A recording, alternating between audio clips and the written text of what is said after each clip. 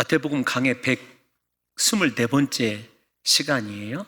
이 124번째 시간에서 여러분들과 제가 꼭 필요한 앞에 2시간이 있습니다. 왜 그런가 하면은 본문의 구조적인 위치를 조금 확인해야 될 필요가 있어요. 우리가 오늘 봉독한 본문, 유명한 본문이죠. 세베대의 두 아들인 야고보와 요한이 예수님께 나와서 간구했다라고 하는 이 내용 전에 어떤 일이 일어나고 있냐면, 예수 그리스도께서 십자가에서 받으실 순환의 내용, 고난의 내용을 비로소 구체적으로 낱낱이 제자들에게 예고한 그런 본문이 바로 앞에 위치하고 있어요. 다시 말씀을 드리지만 예수님께서 순환 예고를 3번씩이나 하셨습니다. 그런데 이 3번째 순환 예고가 앞에 있는 두 번째까지의 순환 예고와는 내용이 달라요. 고난 받으실 내용을 구체적으로 언급하고 계시다라는 거예요. 대제사장들과 장로들에게 고난 받으실 것, 그리고 이방인들에게 넘겨지셔서 조롱받고 채찍질 받아서 죽게 될 것을 예수님께서 예언하셨습니다. 그 예언에 이어서 오늘 본문이 위치하고 있어요. 그런데 중요한 것은 이 십자가의 순환의 예고 이전에 또 어떤 내용이 위치하고 있냐면, 소개되고 있냐면, 우리가 잘 아시다시피 포도원 품꾼의 비유가 소개되고 있어요. 포도원의 품꾼의 비유, 그리고 오늘 세베대의 두 아들들의 간구 사이에 예수님의 3번째 순환 예고가 위치하고 있다는 것을 조금 기억해 두셔야 합니다. 오늘 본문의 시작은 그때라는 말로 시작을 하죠. 그때라는 말은 우리말 성경이 조금 의미가, 내용은 전혀 문제가 없습니다만 의미 전달이 약간 약화되어 있어요. 정확하게 번역한다면 동시에 그렇게 얘기를 해야 됩니다. 동시에 세베대의 아들의 어머니가 이렇게 번역이 되는 것이 본문의 의미를 조금 더 살려줘요. 왜 그런가 하면은 예수님께서 예루살렘으로 올라가시는 이유가 십자가에 못 박혀 죽으시기 위함입니다. 그리고 십자가에서 받으실 순환을 말씀하는 동시에 세베대의 아들의 어머니가 그 아들들을 데리고 예수님께 와서 절하며 무엇을 간구하고 있다, 이렇게 여러분들이 이해하셔야 되는 거예요. 마태의 의도가 어떤 거냐면, 예수님은 십자가의 죽으심을 생각하고 있는데 이 세베대의 아들들이 원하는 것은 세상의 출세와 또 우리가 잘 아는 입신양명이라고 하는 것을 잘 아시게 될 거예요. 예수님이 예루살렘으로 올라가시는 이유와 제자들이 예수님을 따라서 예루살렘에 올라가는 목적이 너무도 다르다라는 것을 마태가 의도적으로 우리에게 보여주고 있어요. 그러면 사랑하는 성도 여러분, 동시에 세베대의 아들의 어머니가 그 아들들을 데리고 예수님께 나왔다라고 하는 이 말씀은 사실은 마태복음에만 나타납니다. 정확하게 여러분들에게 말씀을 드리면 마태복음에만 있어요, 사복음서 가운데. 그런데 저 내용과 비슷한 이야기가 마가복음에 소개되고 있어요. 내용은 비슷합니다. 그런데 큰 차이를 보이고 있어요. 우리가 먼저 그 차이를 확인해 보려고 그래요. 마가복음 10장 35절을 한번 읽어볼까요? 시작. 세베대의 아들 야고보와 요한이 주께 나와 여짜오되 선생님이여 무엇이든지 우리가 구하는 바를 우리에게 하여 주시기를 원하옵나이다. 아멘. 성도 여러분, 뭐가 다른가요? 마태복음은 세베대의 두 아들들의 어머니, 그녀의 이름이 누구죠? 살로메입니다. 살로메이고 예수님의 어머니인 마리아의 여동생입니다. 그러니까 예수님의 인간적으로 보면 이모예요.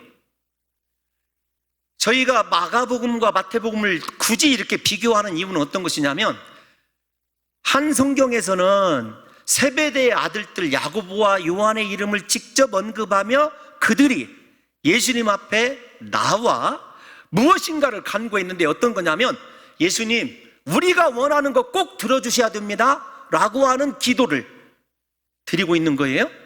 무엇이죠? 무엇이든지 우리가 구하는 바, 예수님 그 내용이나 의도할 것 없습니다. 우리가 구하는 것 그대로 들어주셔야 됩니다. 이렇게 간구하는 내용으로 마가는 소개를 하고 있어요. 다시 오늘 본문 마태복음으로 돌아오면 20절에도 뭐라고 얘기했냐면, 그때 야고보와 요한이라고 하는 이름을 감춰주고 있어요. 세베대의 아들의 어머니가 그 아들들을 데리고 예수께 왔다. 그러면 성경이 틀렸다는 것입니까? 마가복음에서는 야고보와 요한이 직접 구하고 있고, 마태복음에서는 아니다, 세베대의 그 아들들의 어머니가 나와서 예수님 앞에 구한 것으로 되어 있어요. 세베대의 아들들의 어머니가 구한 것과 마가는 직접적으로 그게 야고보와 요한이 구했다, 엄연하게 틀립니다. 그러면 성경이 틀렸다는 얘기냐? 그렇지 않아요. 어떤 내용을 우리에게 암시하고 있냐면, 먼저 세베대의 아들들, 예수님의 이 제자인 두 제자들이 예수님께 나와서 간구를 합니다. 그런데 거절되게 된 상황이니까 예수님을 뒤에서 멀찍이 따르던 그의 어머니가 등장하여 예수님께 간구하는 거예요. 성경이 틀리는 것이 아니라 초점을 마가는 두 아들들의 행위에 맞췄을 뿐이고, 마태는 조금 더 그 내용을 확대해서 전체 그림을 우리에게 보여주는 것입니다. 그러니까 세베대의 두 아들들인 야고보와 요한의 세상에서의 성공과 출세를 갈망하는 것이 얼마나 강한지, 그리고 갈릴리로부터 수많은 여인들이 예수님을 따르고 있거든요. 그거 누가복음에도 기록되어 있고 다 기록되어 있어요.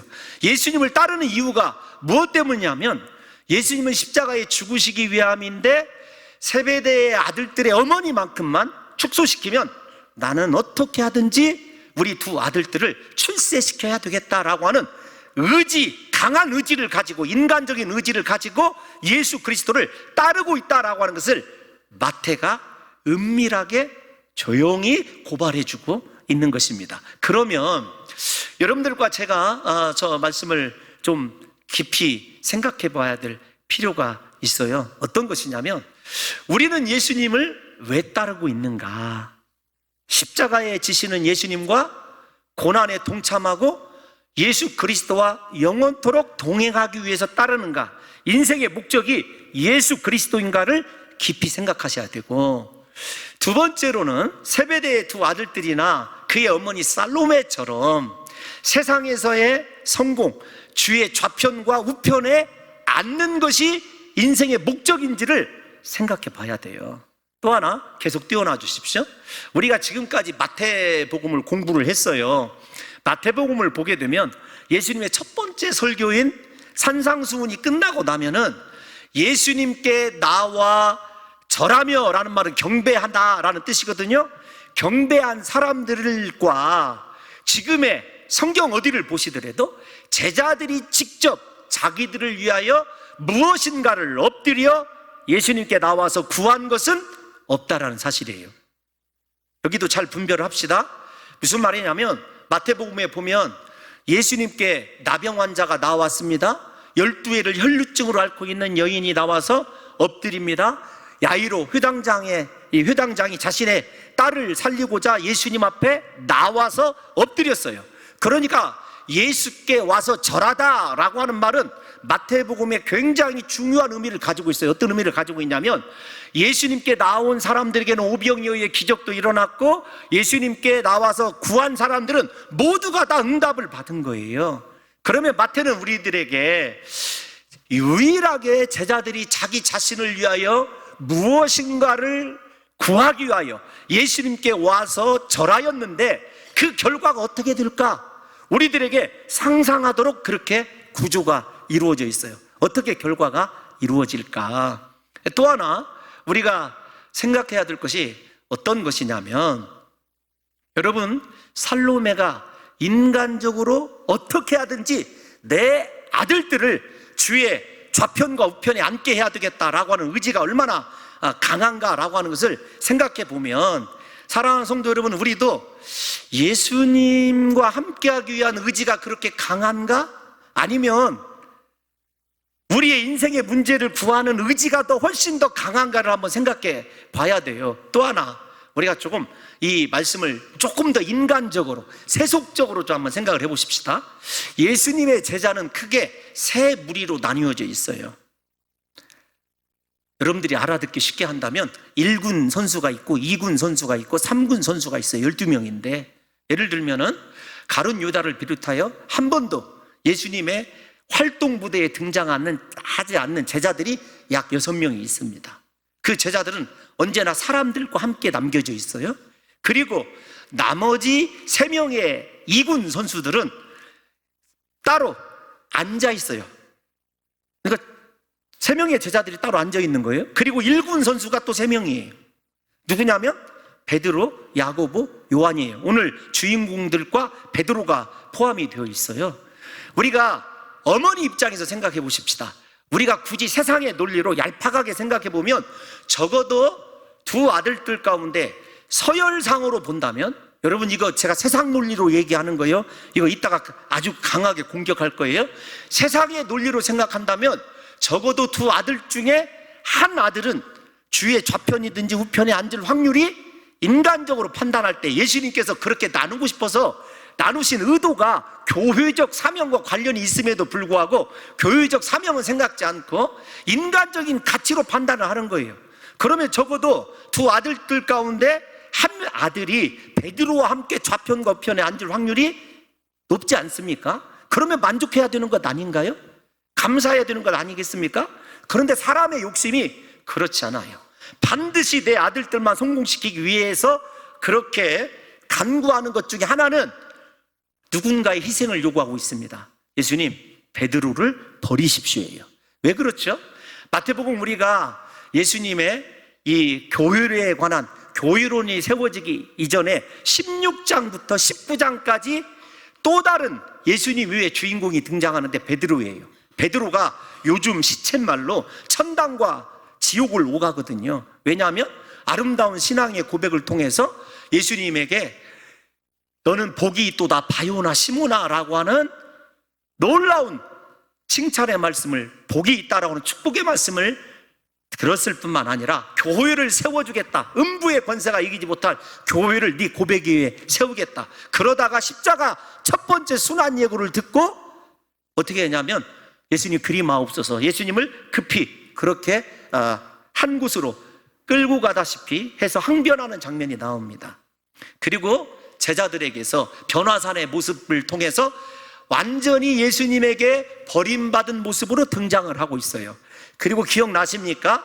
예수님께서 다른 제자들의 세금은 일종의 공금에서 해결을 합니다. 그런데 예수님의 이 성전 세 문제예요. 세금과 그 다음에 베드로의 세금은 베드로에게 야, 너 가서 낚시해와. 네가 처음 잡는 고기에 입을 벌려보면 거기에 세겔이 들어있을 거다. 내 세겔과 네 세겔을 가져다가 이 관원에게 주라 라는 내용으로 19장이 잘 마무리되어 있어요. 그러면 여러분 한번 생각을 해보십시다. 지금 이 세베대의 오늘 이제 마태복음으로만 얘기를 할게요. 두 아들들의 어머니 살로메가 구하는 목적이 어디에 있을까요? 교회가 무엇일까요? 누군가를 반드시 제껴버리고 내 아들들이 좌편과 우편에 앉아야 된다고 하는 세상의 논리가 따라가 있어요. 근데 중요한 것이 있어요. 어떤 것이냐면 그 세상의 논리를 우리가 추적해 보면 이 살로메가 얼마나 귀한 말로 자신의 욕심을 포장하는지를 생각해 봐야 돼요. 21절 시작. 예수께서 이르시되 무엇을 원하느냐 이르되 나의 이 두 아들 주의 한 나라에서 하나는 주의 우편에 하나는 주의 좌편에 앉게 명하소서. 중요한 것이 어떤 거냐면 살로메가 주의 나라를 위해서라는 거예요. 관점이, 예수님을 설득하는 관점이 어떤 것이냐면 세상의 관점이 아닙니다. 지금까지 우리가 추론해 보고 성경을 통해서 살펴본 것은 어떤 것이냐면 충분히 세상의 야망과 욕심이 가득 차 있는데 입으로는 무엇을 얘기하냐면 주의 나라를 이야기해요. 예수님께서 첫 번째 설교에서 나더러 주여 주여 하는 자가 내 아버지의 나라에 들어갈 것이 아님이라, 하늘에 계신 내 아버지의 뜻대로 행하는 자가 아버지의 나라에 들어가겠다고 말씀하셨어요. 근데 우리의 신앙을 한번 생각해 보자고요. 여러분, 다시요, 왜 예수님께 나와서 이렇게 예배하십니까? 왜 새벽마다 우리 성도 여러분 기도하시죠? 그것이 예수님이 원하시는, 예수님이 그토록 갈구하시고 우리에게 갈망하시는, 우리 자신을 부인하고 예수님과 함께 십자가의 길을 걸어가기 위한 간구인가? 적어도 예수님이 고민하시는 십자가와 나의 간구가 상관이 있는지를 우리가 생각해 보자고요. 그것이 조금 어렵다라고 생각이 되어지면, 여러분, 이게 우리 모두가 걸려있는 신앙에 보이지 않는 중병입니다. 입으로는 주의 영광을 위해서예요. 하나님을 기쁘시게 하기 위해서입니다. 이웃을 행복하게 하기 위해서 그래요. 그런데 우리가 예수님께 나와서 구하는 만약에 대부분의 것들이 이 살로메처럼, 혹은 세베대의 두 아들인 야고보와 요한처럼 세상에서 좌편과 우편에 앉는 세상 방식의, 세상 논리의 성공과 출세라고 한다면, 사랑하는 성도 여러분들과 제가 살로메와 무엇이 다른지를 이 말씀을 통해서 마태가 우리에게 충분히 고민하게 하는 거예요.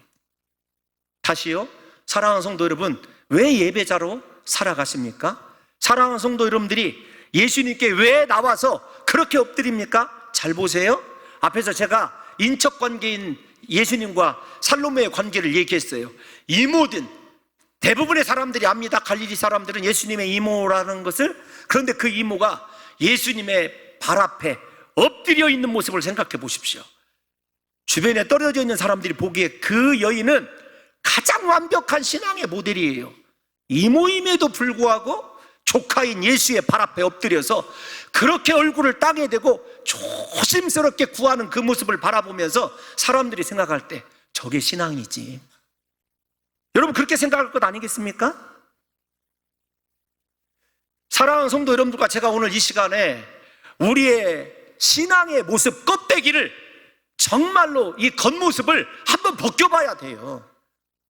나를 감싸고 있는 입술에 하나님의 영광, 주의 나라가 이 땅에 임하고 하나님의 비전을 이루는 삶, 하나님께서 원하시는 일이라고 한다면 무엇이든지 감당하겠습니다. 그토록 새벽마다 부르짖어 서원하는 기도와 내가 이 땅 가운데서 추구하고 소망하고 원하는 것이 어떻게 다른지를 한번 생각해 봐야 한다는 것입니다.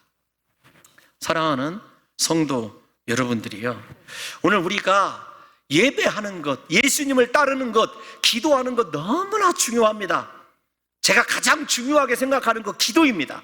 그런데 내 간구가 예수님의 십자가와 상관이 없고 예수님이 원하시는 길과 상관이 없는 간구라고 한다면, 죄송하지만 우리도 가장 겉모습으로는 진짜 신앙인이고 겸손한 사람이고 그리스도 예수만 경배하는 사람인 것 같은데, 우리 속에 세속적인, 죄송하지만 야망과 본능에만 충실하는 간구를 하고 있다면, 이거 그리스도 예수께서 무엇이라고 그들에게 응답하는지를 아셔야 돼요. 일단 한 단계를 건너뛰어 보면, 살로메가, 이 두 아들들이 어떤 죽음을 맞이할지 예수님이 아셔요. 예수님은 아시고 계셔요. 그래, 너희가 과연 그 잔을 마실 것이다. 그 부분을 손대기 전에 우리가 생각해 봐야 될 것이 있어요. 만약에 지금 이 세베대의 아들들이 구하는 것이 십자가의 죽음이고 마지막까지 고통당하는 것이라고 한다면, 그것이 예수님이 원하는 길이에요. 정해져 있어요. 그러면 그것이 이루어지기를 나와서 이렇게 간구할 수 있을까? 조금 어렵습니까? 여러분, 이런 겁니다. 어떤 거냐면, 예수님의 좌편 우편은 어떤 자리죠? 두 강도가 십자가에서 못 박혀 죽은 자리예요. 예수님은 아시고 계시지만 지금 이 두 아들들의 어머니와 두 아들들은 모르고 있어요. 근데 예수님은 아셔요. 그들이 장차 어떤 죽음을 맞이할지. 그럼 제가 여러분들에게 드리는 말씀이 어떤 거냐면, 만약에 저와 여러분들에게 두 자녀가 있습니다. 그런데 그 자녀를 예수님께서 맨 먼저 순교의 제물로 받으신다고 생각해 보십시다. 야고보가 우리가 잘 아는 대로 제일로 먼저 순교 당하거든요. 헤롯에 의해서 칼로 목베어 당하여 죽습니다. 한 아들은 그렇게 죽어요. 요한은 예수님의 제자 가운데 가장 나이가 어린 것으로 알려져 있어요. 한 아들은 가장 오래도록 살려두면서 온갖 고난이라고 하는 고난은 다 겪습니다. 모든 박해를 다 받아요. 그럼 여러분들에게 이렇게 제가 질문을 하는 거예요. 여러분, 우리 자녀들의 인생이 그리스도와 함께 고난의 잔을 마시는 인생으로 선택이 되어서 한 자녀는 일찍 목베어 죽고 자기보다, 한 자녀는 오랫동안 정말로 살고 싶은 대로 오랫동안 사는데 그 인생이요 온갖 교회의 핍박과 박해는 다 받아야 돼요. 그러면 그런 줄 알고서도 여러분, 예수님 앞에 가장 거룩한 모습으로 나와 하나님, 주의 나라가 그것이 오니 이루어 주옵소서, 그렇게 간구할 수 있느냐고요. 신앙의 차이가 바로 그것이에요. 제가 설교가 이렇게 늘어져서 말씀을 안 드려야 되기로 작정해서 1부 때 드리고, 근데 조금 더 소개를 해보면 저는 우리 교회 아이들을 참 사랑합니다. 우리 아이들을 볼 때마다 그렇게 귀해요. 우리 그 아기들이 있거든요. 근데 우리 그 아이들이 이제 3살, 4살 정도 될 때 우리 교회에 이렇게 비상등이 있어요. 제가 이렇게 정해놓았습니다. 어떤 거냐면 첫 번째, 저 뒤에서 첫 번째까지 예배 시간에 나오는 아이는 장로예요. 두 번째까지 진입하는 아이는 목사예요. 여기 세 번째 딱 앞에 나왔다 그러면 선교사예요. 그런데 어디로 보내냐면 아프가니스탄이에요. 아니, 제가 실제로 파송을 합니다. 근데 우리 교회에 강단에까지 올라온 아기들이 있어요. 제가 설교하고 있는데 제가 그 아이를 축복해서 선교사로 미리 파송을 해놨어요. 그런데 그 부모들이 별로 안 좋아해요. 아니, 그걸 나하고 상의도 없이 네가 네 맘대로 파송하냐, 이런 거예요. 우리 한번 여러분 생각해 보십시다. 그 제가 직접 물어봤어요. 아니, 이 아들을 목사와 선교사로 드리는 것이 어떻겠습니까? 목사님이 생각할 문제가 아닌 것 같아요. 웃으면서 그건 우리 아이가 결정할 문제예요. 말은 맞죠. 여러분, 다시 한번 생각을 해보십시다. 우리 자녀가 셋인 분들에게 한번 물어볼게요. 두 아들 가운데, 아니, 그쪽을 보고 이렇게 하면 안 되겠어요. 왜냐하면 시험에 들 것 같아요. 두 아들 가운데 하나는 일찍 나보다 목베어 죽게 하소서, 하나는 오랫동안 살게 하시는데 온갖 고난을 다 받게 하소서. 여러분, 그것을 나와서 진짜 얼굴을 땅에 대고 간구할 수 있는 부모가 있겠느냐고요.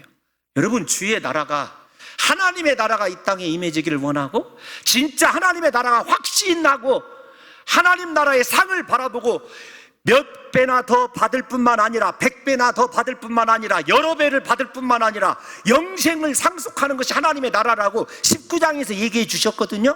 그것이 확신하는 사람은 그렇게 할 수 있죠. 여러분, 목회자인 저에게 여러분들이 이렇게 물을 거예요. 야, 우리 자식까지 얘기하지 말고 목사님 자식 같으면 어떻게 하겠느냐. 여러분, 저도 자신 없어요. 우리가 이 시간에 진짜 주의 나라를 위한 하나님의 거룩한 백성이고 성도이고, 다른 사람의 신앙에 대해서, 다른 사람의 삶에 대해서 정죄하고 비판할 만한 자격이 있는가? 우리 속을 들여다보자고요. 우리 속을. 내가 무엇을 원하고 살아가는지. 예수님께서 말씀하십니다. 제자들에게, 내가 마시려는 잔을 마실 수 있느냐? 여러분, 생각해 보세요. 내가 마시려는 잔을 너희가 마실 수 있느냐? 그들이 말하되 할 수 있나이다. 왜요? 십자가의 고난, 예수님이 마시는 잔이 무엇인지를 알지 못하기 때문에 할 수 있다고 용감하게 대답하는 거예요. 사랑하는 성도 여러분, 우리에게 가장 중요한 건 안다라는 거예요. 우리 사랑하는 성도 여러분들과 제가 무엇을 가지고 신앙생활을 하고 있는지를 한번 생각해 봐야 하는 것입니다. 22절을 우리가 다시 보면 이런 말이 있어요. 21절을 한번 띄워놔서 뒤로 갔다 가겠습니다. 무엇을 원하느냐? 정말로 주의 나라에서 하나는 우편에, 하나는 주의 좌편에 앉게 되는 것을 원한다고 한다면 22절로 가보면 예수님께서 뭐라고 얘기냐면, 그것을 뭐라고 했냐면 잔으로 표현을 하고 있어요. 잔으로. 잔에 대한 비유는 시편에 여러 이 구절들이 소개되어 있습니다. 잔이라고 하는 것은 어떤 것이냐면 하나님이 가지고 있는 특별한 계획이 내 인생 속으로 들어오는 것을 이야기해요. 그러니까 내 삶을 내어드리는 거예요. 하나님의 뜻이 이루어지도록. 그래서 구원도 있고 축복도 있지만 하나님이 고난도 우리에게 주시는 거예요. 우리 잔에다가 인생에 하나님의 특별한 목적이 있기 때문에. 사랑하는 성도 여러분, 예수님께서는 자신이 고난의 잔을 마신 것처럼 야고보와 요한이 어떤 인생을 살아갔을지를 사실은 알고 있어요. 알지 못하는도다라는 말이 예수님은 알고 계셔요. 우리 23절을 한번 읽어볼까요? 23절 시작. 이르시되 너희가 과연 내 잔을 마시려니와 내 좌우편에 앉는 것은 내가 주는 것이 아니라 내 아버지께서 누구를 위하여 예배하셨든지 그들이 얻을 것이니라. 아멘. 뭐라고 말씀하시냐면 이르시되 나눠야 됩니다. 너희가 과연 내 잔을 마실 것이다, 마신다라고는 확정형으로 되어 있어요. 그러니까 앞에서 설명해드린 목베어 죽고 모든 고난을 받는 그런 아들로 존재할 거예요. 네, 그런데 중요한 것이 있습니다. 뭐냐면 내 좌우편에 앉는 것은 내가 주는 것이 아니라는 거예요. 아버지께서 누구를 위하여 예비하셨든지 그들이 얻을 것이다예요. 그러니까 무슨 말입니까? 뒷부분은 우리에게 속한 영역이 아니에요. 주님이 우리에게 원하시는 우리의 한계 최대치의 충성은요, 예수님처럼 십자가에 못 박아 죽기까지 충성하는 거예요. 순종하는 데까지가 우리가 할 일이에요. 진짜 신앙인은요, 그래서 하나님께서 나에게 어떤 것을 주실지, 무엇을 주실지를 기대하고 소망은 하지만 이 땅 가운데서 예수 그리스도의 잔을 마시는데 내 인생을 온전히 오롯이 드리는 그 사람이 진짜 제자라는 것을 얘기해 주고 있어요. 그런데 제가 앞에서 여러분들에게 이 본문의 말씀이 앞에 있는 포도원 품꾼의 비유 그리고 순환 예고 이 두 가지의 이 위치를 잘 생각해야 된다는 것을 여러분들에게 말씀드린 적이 있어요. 바로 직전에 포도원 품꾼의 비유를 생각하여야 이 말씀을 우리가 이해할 수 있어요. 왜 그런가 하면은 포도원 품꾼을 생각해 보십시오. 아침 일찍 6시에부터 이 부름받은 그 사람의 수고, 하루 동안의 수고는 얼마나 귀한 것입니까? 그런데 그 수고에 대한 충성도가 어느 때 변질되게 되냐면 자기보다 훨씬 늦게 와서 1시간만 일한 사람이 한 데나리온을 받고 자기가 한 데나리온을 받을 때 그의 충성의 이유와 목적이 훤히 드러나게 됩니다. 그 사람도 무슨 말이냐면 빠르게 진행을 해보겠습니다.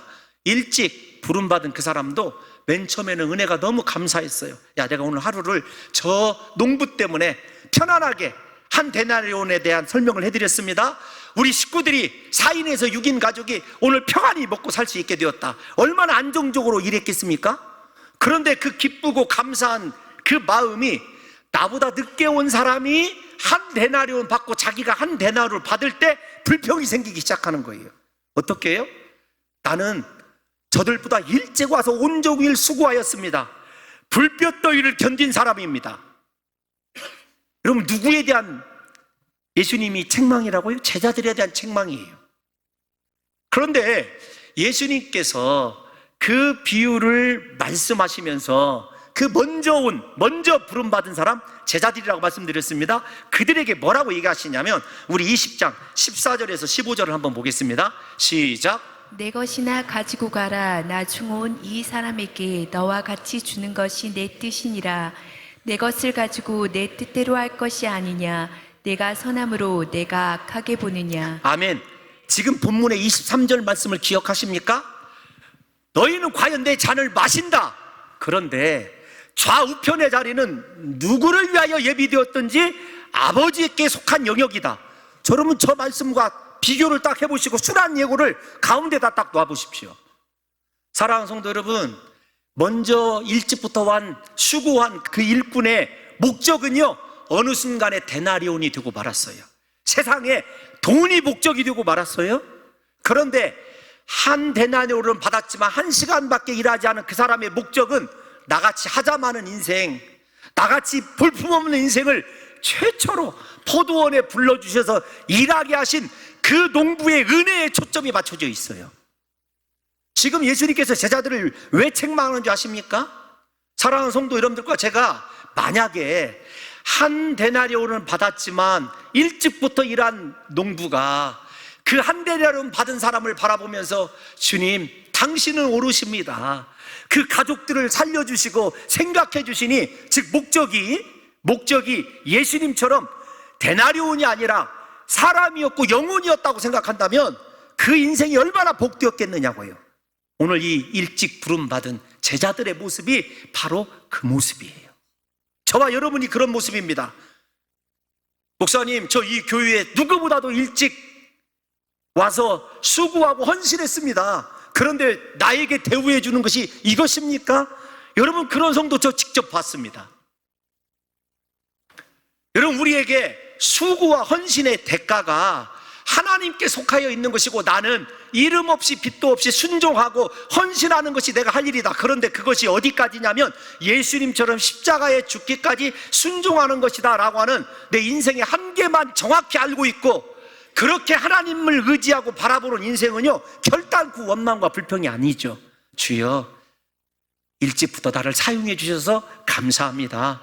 내가 주님의 소유입니다 라고 하는 것을 예수님께서 이 두 세베대의 아들들의 이 말씀을, 책망하는 말씀을 통해서 다시금 제자들에게 들려주고 있는 것입니다.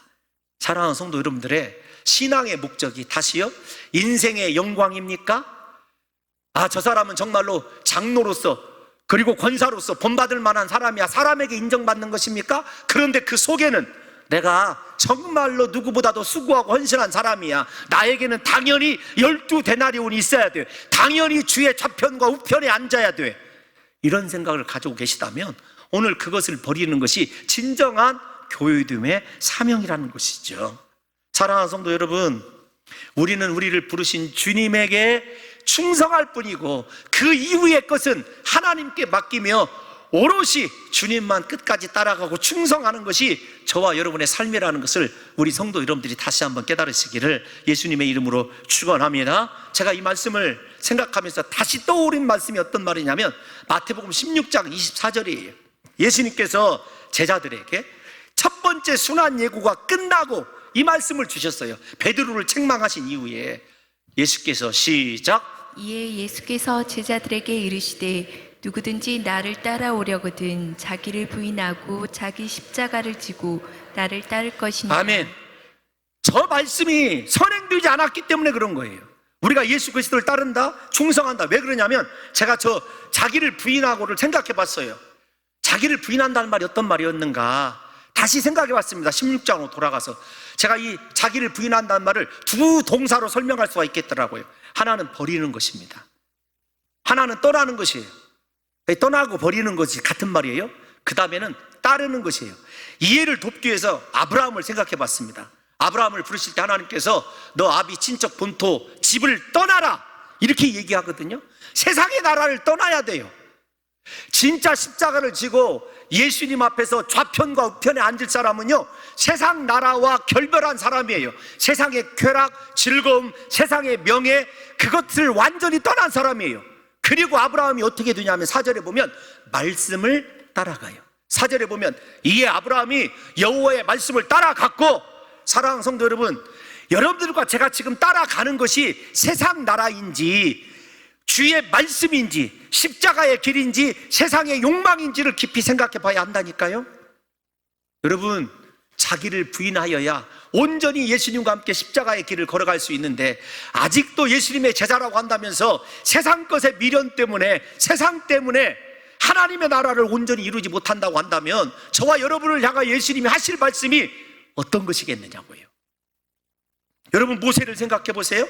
히브리서 11장을 보게 되면 모세는요, 하나님의 말씀을 따르기 위해서 바로의 공주의 아들들과 애굽의 영광을 버렸다라고 얘기하고 있어요. 버리지 않으면 예수 따라갈 수 없습니다. 저와 여러분들이 왜 신앙의 깊이가 깊어지지 않고 하나님이 원하시는 삶을 살아가지 못하는 줄 아십니까? 예수님 따라가기는 하는데 세상의 것 다 짊어지고 따라가고 있기 때문에 그런 것 아닐까요? 우리가 잘 아는 비유가 있습니다. 여러분, 배가 항해를 하기 위해서는요, 육지에 매어 있는 줄이 끊어져야죠. 왜 세상 줄이 끊어지지 않는 것인지를 저와 여러분들이 깊이 생각해 봐야 돼요. 24절을 보면 두 제자만 그런 것이 아니에요. 10 제자가 듣고 그 두 형제에 대해서 불이 여겼습니다. 왜 그럴까요? 우리도 그런 꿈을 가지고 있는데 너희가 친인척 관계를 이용해 내 자리를 탐해? 모든 제자들이 예수님의 십자가의 길과는 상관이 없었거든요. 그래서 25절을 보게 되면 참 예수님이 기가 막힌 단어를 쓰세요. 어떤 단어를 쓰냐면 제자들을 불렀어요. 무리들이 따라오기 때문에 따로 불러서 모은 거예요. 너희들 나 좀 보자, 이런 거예요. 그런데 저기 부르다라고 하는 단어가 예수님께서 제자들을 맨 처음 부르셨을 때의 단어와 어근이 똑같아요. 부르다라고 하는 것을 통해서 제자들을 인격적으로 교훈하시는 거예요. 너희가 처음에 나를 따랐을 때의 모습이 어떤 것이었는지를 생각해 보라고요. 마가복음 1장에 보면 세베대의 아들들 모든 것을 다 버렸습니다. 예수님을 따랐어요. 그런데 지금 예수님을 버리고 그들이 버린 세상의 것을 다시 쫓아가고 있는 제자들을 보게 되는 거예요. 맨 처음 예수 믿었을 때는 십자가 그 은혜 때문에 날마다 눈물로 예배 드려요. 어느 정도 신앙의 커리어가 쌓여져 가면서 교회에서 충성도 하고 수고도 하다 보니까 내가 대단한 인생이 된 것 같아요. 나도 모르게 구하는 것이 사람의 영광이고 세상의 쉴새이고 내가 원하는 것, 오로지 내 자식들, 내 인생에 필요한 것들, 그러다 보니까 무엇을 잃어버렸냐면 인생의 십자가의 길, 나를 부르신 예수님의 목적을 잃어버리고 신앙생활하는 사람이 너무도 많다는 것을, 오늘 한국교회의 비극이 그것 아닙니까? 그래서 저는 여러분에게 다시 묻는 거예요. 사랑하는 성도 여러분, 왜 이 시간에 예배자로 있습니까? 무엇 때문에요? 진짜 예수님이 목적입니까? 아니면 데나리온이 목적입니까? 십자가가 목적입니까? 주의 좌편과 우편에 출세하고 싶은, 세상의 꿈을 이루고 싶은 것이 목적입니까? 그래서 입으로는 번지르르하게 하나님의 영광, 주의 나라, 주여 주여 하는데 우리 속에는 온갖 세상 것들이 다 자리 잡고 그것이 주인 노릇하고 있는 삶을 살아가고 있느냐고요. 사랑하는 성도 여러분, 그럴 때 주님께서 뭐라고 얘기하시냐면 25절에 이렇게 얘기합니다. 너희 세상 나라 관점으로 살아가면 안 된다. 여러분, 여기 안다라고 하는 단어는 제자들이 앞에서 말씀드린 경험이라고 말씀드렸습니다. 이방인의 집권자들이 임의로 주관하고 그 고관들이 그들에게 권세를 부리는 줄 너희가 안다. 이 무슨 말이냐면 경험했다란 말이에요. 바로 헤롯과 세례 요한이에요. 헤롯이 얼마나 기구만장합니까? 춤을 춰서 자신을 기쁘게 한 헤로디아의 딸에게 뭐라고 얘기하죠? 야, 무엇이든지 구해라. 예수님과 달라요? 무엇이든지 구해라. 나라의 절반이라도 너에게 주겠다. 그런데 그들이라고 하는 임의로 주관이었던 거예요. 세례 요한을 선택하게 되고 어쩔 수 없이 세례 요한을 목베어 죽게 하는 장면을 제자들이 보았거든요. 예수님도 보셨습니다. 저것이 세상의 논리예요. 세상의 원리입니다. 여러분, 세상 사람들은 그렇게 권세를 잡고, 세상, 죄송한 표현이지만 자기가 떵떵거리며 하고 싶은 대로 하고 살아가는 것이 최고의 복인 줄 아는데 제자들이 지금 그 복을 따라가는 거예요. 한국 교회가 지금 그 복을 따라가고 있어요. 26절을 보면 뭐라고 얘기하는 줄 아십니까? 얘들아, 그렇지 않아야 된다. 이게 예수님의 정말로 피를 토하는 심정의 말씀이에요. 그래서 제가 오늘 제목을 그렇지 않아야 된다라고 정할까, 마지막에 섬김과 그 종됨에 초점을 맞출까 하다가 너무 강력한 것 같아서, 사랑하는 성도 여러분, 절대로 그래서는 안 됩니다. 우리 중에는요, 역설로 살아야 돼요. 너희가 정말로 주의 좌편과 우편에 앉고 싶으냐? 너 다른 사람을 섬기는 자가 되라. 그 사람이 먼저 된 자예요. 27절을 보겠습니다. 27절을 보면 너희 중에 누구든지 으뜸이 되고자 하는 자는 너희의 종이 되어야 하리라. 사랑하는 성도 여러분, 섬기는 자가 되고 종이 될 때 하나님 나라에서 그 사람이 좌편과 우편에 앉는 거예요. 전혀 예상치 못한, 여러분 홍 목사도 아닙니다. 전혀 이곳에서 예상치 못한 사람이 주의 좌편과 우편에 앉게 되는 것을 보게 될 거예요. 인간은 누구나 섬김기보다는 섬김받기를 좋아하죠. 종보다는 주인이 되기를 원합니다. 최고의 권력자의 자리에 올라서 쥐락펴락하고 싶은 것이 인생 아닙니까? 여러분, 도르테 주엘레라고 하는 신학자가 이런 말을 했어요. 섬기는 손을 내밀지 못한 사람은 고장난 인간이다. 여러분, 오늘날 여러분들과 저의 신앙은 안녕하십니까? 아니면 고장나 있습니까? 사랑하는 성도 여러분, 예수님은 제자들의 발까지 씻기셨어요. 제가 늘 감사하는 성도가 있습니다. 어떤 성도냐면, 이제 등록한 지 얼마 안 됐는데 여러분, 앞치마를 두르고 식당에 나가서 배식하는 권사님들이 계세요. 몸을 들여 하루 종일 수고하는 사람들이 있습니다.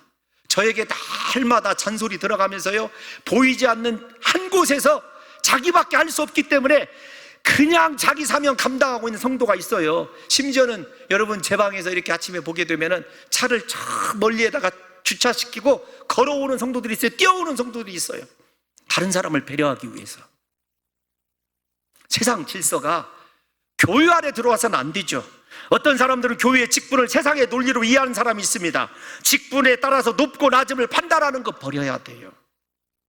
예수 그리스도 앞에서 종된 모습, 섬기는 모습으로 살아가는 그 사람이 이 땅에서는 별 볼 일 없는 것 같지만, 약자인 것 같지만, 어리석은 것 같지만, 하나님 나라에서는 으뜸이 되는 자이고 먼저 된 자가 되는 줄로 믿으시기를 예수님의 이름으로 축원합니다. 예수님은 마지막 28절에 목숨까지 버리시면서 섬기는 종의 도를 다하셨습니다. 저와 여러분들이 예수 따라가고 이렇게 섬기는 귀한 교회됨의 공동체를 이루셔서 앞으로 120년이 저와 여러분들이 세상 사람들이 바라볼 때 가장 건강한 교회, 섬기는 종들만 있는 교회로 존재하시기를 예수님의 이름으로 축원합니다.